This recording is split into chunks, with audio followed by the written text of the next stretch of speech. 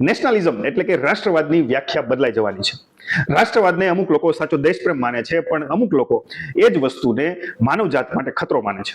પણ ખરેખર હકીકત શું છે, ચાલો સમજીએ. ઇતિહાસ અહીંયા આપણે જોઈએ તો માણસો સૌથી પહેલા નાના નાના ગ્રુપમાં જ રહેવા માટે ટેવાયેલો હતો, પણ જેમ જેમ માણસ વિકાસ પામતો ગયો તેમ તેમ લોકોને શિક્ષણ આપવા માટે, લોકોને વેપાર કરવા માટે લોકોની સાથે, અથવા તો એને સુરક્ષા પ્રોવાઈડ કરવા માટે ઘણા બધા માણસોની એક સાથે જરૂર પડવા માંડી.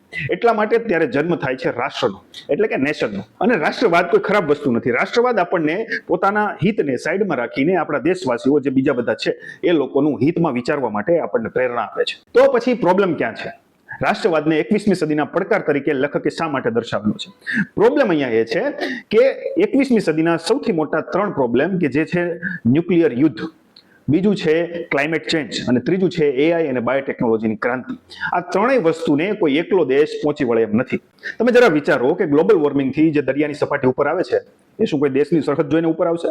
અથવા તો એઆઈ કે ટેકનોલોજીની મદદથી કોઈ દેશ ખતરનાક હથિયારો બનાવશે તો શું બાજુવાળો દેશ અથવા તો બીજા કોઈ દેશ પોતાની સરહદ બંધ કરી દેશે તો બચી જશે?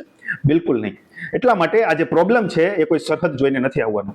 હવે બીજો એક કોન્ફ્લિક્ટ અહીંયા છે ક્લાઇમેટ ચેન્જને રિલેટેડ, કે જે કોઈ પણ દેશો પાસે ક્રૂડ ઓઇલનું રિઝર્વ પૂરતી માત્રામાં છે અને એ લોકોનું અર્થતંત્ર આખું ક્રૂડ ઓઇલના એક્સપોર્ટ પર ચાલે છે, તો એ લોકો શા માટે રિન્યુએબલ એનર્જી રિસોર્સિસને વાપરવામાં સમર્થન આપે? આવા ઘણા બધા ઉદાહરણો છે. તો સવાલ અહીંયા એ થાય આપણને કે તો શું આપણે આપણો દેશપ્રેમ છોડી દેવો? જવાબ છે ના. આપણે આપણો દેશપ્રેમ છોડવાની કોઈ પણ જરૂરિયાત નથી, પણ આપણી એક રાષ્ટ્રીય ઓળખ સાથે હવે આપણે એક વૈશ્વિક ઓળખ પણ આપણે બનાવવી પડશે કે જે આપણી વર્લ્ડ આઈડેન્ટિટી હોય. કારણ કે આપણે જે પ્રોબ્લેમ ફેસ કરવાના છીએ ભવિષ્યમાં 21મી સદીની અંદર, એ કોઈ પણ એક દેશની સંસદમાં એનું સોલ્યુશન નથી આવવાનું, પણ આખું વિશ્વ આપણે સાથે આવીને એના ઉપર જો કામ કરશું તો જ એ વસ્તુનું આપણને સોલ્યુશન મળશે. અને હવે આપણને એમ થશે કે આટલું બધું આપણે ધ્યાન રાખીએ, આપણા દેશના કેટલા કાયદા કાનૂન હોય છે, પણ જો આપણે વૈશ્વિક લેવલે જશું તો એના પણ કેટલા કાયદા કાનૂન હશે. તો માણસ બનેલો જ એટલા માટે છે ને કે વિવિધ પડકારોને એક સાથે હેન્ડલ કરવા માટે.